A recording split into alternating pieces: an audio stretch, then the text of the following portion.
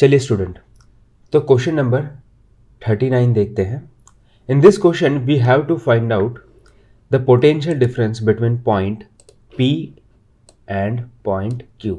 ठीक है, इस पॉइंट और इस पॉइंट के बीच में क्या पोटेंशियल है वो फाइंड आउट करना है। जैसे कि आप देख पा रहे हो यहाँ पे ये टी लाइक स्ट्रक्चर है, तो हमेशा मैं ये कहता हूँ कि अगर ज़्यादा नहीं सोचना है तो यहाँ पे KCL लगा दो, try to find out this voltage and you will be able to answer it. ठीक है, बट इस क्वेश्चन में इन्होंने ये 10 वोल्ट ऑलरेडी दे के रखा है इस वैल्यू को। ठीक है, सो this is 10 volt, that means ये जो V मैंने यहाँ पे लिया है वो 10 वोल्ट होगा। ठीक है, यानी ये 10 वोल्ट इन्होंने दिया है। अब अगर मुझे P और PQ के बीच का पोटेंशियल डिफरेंस फाइंड आउट करना है, दैट मीन्स मुझे VP माइनस VQ करना पड़ेगा, यानी मुझे इस पॉइंट पे पोटेंशियल कैलकुलेट करना पड़ेगा, इस पॉइंट पे पोटेंशियल कैलकुलेट करना पड़ेगा और इस पॉइंट पे पोटेंशियल कैलकुलेट करना पड़ेगा और उसका डिफरेंस फाइंड आउट करना है। ठीक है, तो यहाँ पे instead of applying KCL here हम इस पॉइंट P पे KCL अप्लाई करेंगे। समझ में आई बात?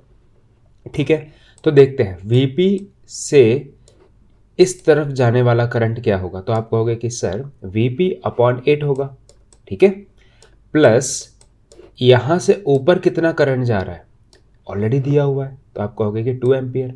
ठीक है, इधर से इस डायरेक्शन में इस ब्रांच में कौन सा करंट जा रहा है, तो आप कहोगे VP minus V, that is 10 volt है यहाँ पे, माइनस 10 अपॉन जो भी रेजिस्टेंस है उस ब्रांच का वो आपने लिख दिया। राइट, ये 2 है। राइट, ओके, तो अब अगर आप इसको कैलकुलेट करोगे तो आपको यहाँ पे VP की वैल्यू मिल जाएगी। सिमिलरली यही चीज यहाँ से यहाँ करंट कितना जाएगा, तो आप कहोगे कि जा नहीं रहा है, आ रहा है, तो हम क्या लिखेंगे, -2। समझ में आई बात? यहाँ से यहाँ करंट कितना जाएगा, तो आप कहोगे VQ/6।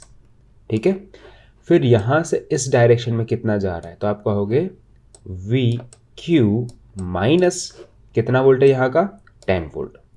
10 अपॉन कितना रेजिस्टेंस है इस ब्रांच में, 4। ठीक है, तो ये 4 हो जाएगा।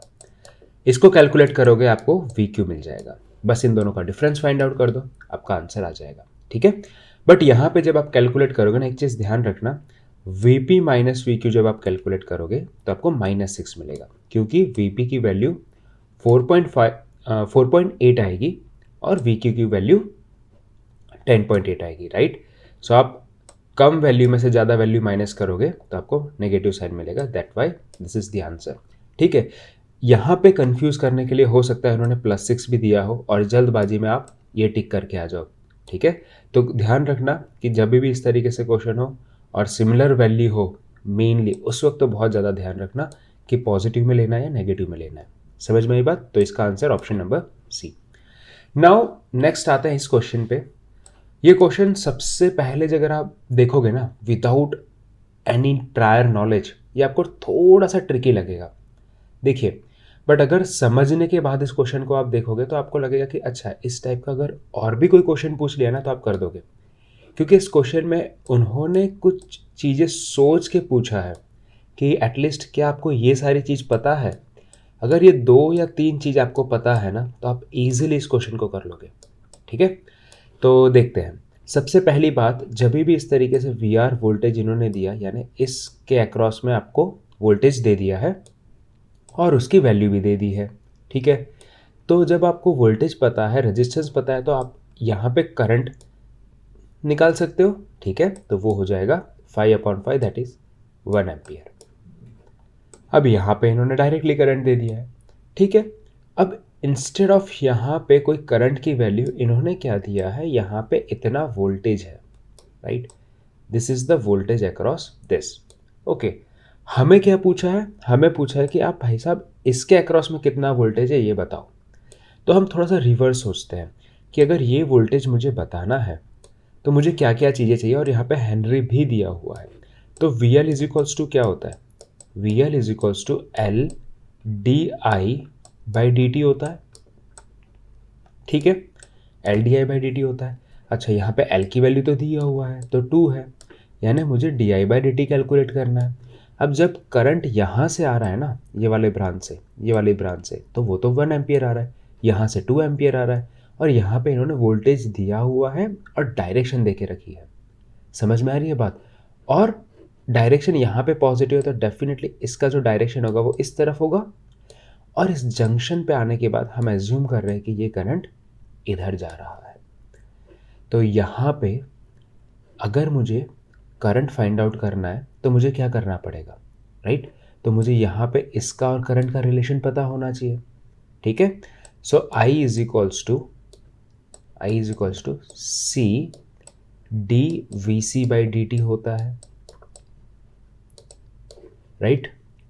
देखिए अब सीधा हो जाएगा क्योंकि यहाँ पे कांस्टेंट करंट है और वेरिएबल करंट है क्योंकि यहाँ पे हम डिफरेंशिएट करने वाले हैं, ठीक है? तो अब आते हैं इस पॉइंट पे कि देखिए जैसे ही आपने C dV/dt किया, आपने इस साइन को कॉस में कन्वर्ट कर दिया। नाउ वो जो करंट है ये पूरा का पूरा, इसमें कौन से कंपोनेंट हो गए? एक कांस्टेंट कंपोनेंट यानी 2 एम्पियर, 1 एम्पियर वाला कंपोनेंट और ये वाला, ये वेरिएबल वाला कंपोनेंट, ठीक है?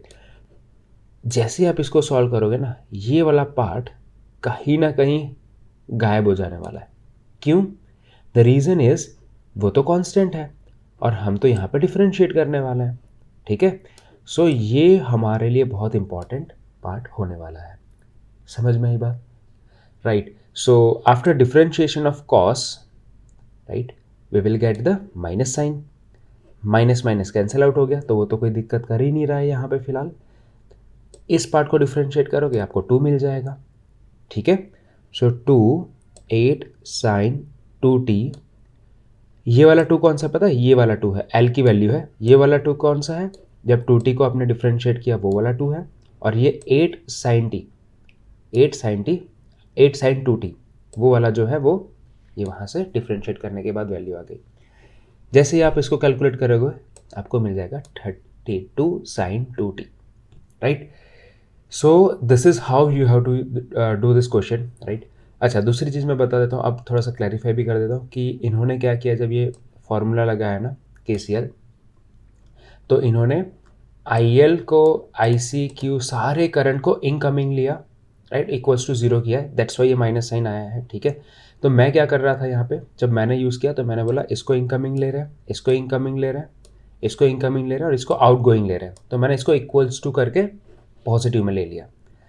गलती होती है कि जल्दबाजी में आप ये वाला पार्ट डायरेक्टली लिख देते हैं, राइट? एक बार डिफरेंशिएट किया और आपने सीधा 8 कॉस दे दिया, आप भूल जाते हो कि इसको डिफरेंशिएट करने के बाद 0 होता है, यहाँ पे गलती होती है। दूसरी गलती कहाँ पे होती है मैं आपको बताता हूँ कि आप L की वैल्यू लेना भूल जाते हो और आप सीधा 16 cos 2t लिख देते हो, ये जल्दबाजी में होती है।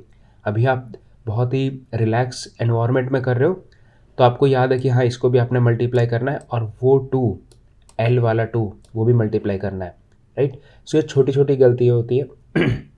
काफ़ी बार क्या होता है ना कि ये जो पार्ट है उसको डिफरेंशिएट करने का दिमाग में ही नहीं आता, तो फिर आप ये गलती कर सकते हो, राइट? तो ये क्वेश्चन थोड़ा सा ट्रिकी है बट एक बार समझ में आने के बाद ये बहुत ईजी है। अब ये कभी भी ये क्वेश्चन आप देखोगे ना आप इजीली कर दोगे, ठीक है? सो अगर कोई भी डाउट है तो आप बता सकते हो। तो टिल नाउ 40 क्वेश्चंस हमने एक टॉपिक के कवर किए हैं। देखते हैं अभी थोड़ा सा डिसाइड करते हैं कि नेक्स्ट इसी टॉपिक पे आगे बढ़ना है या किसी और सब्जेक्ट को लेना है। Thank you so much.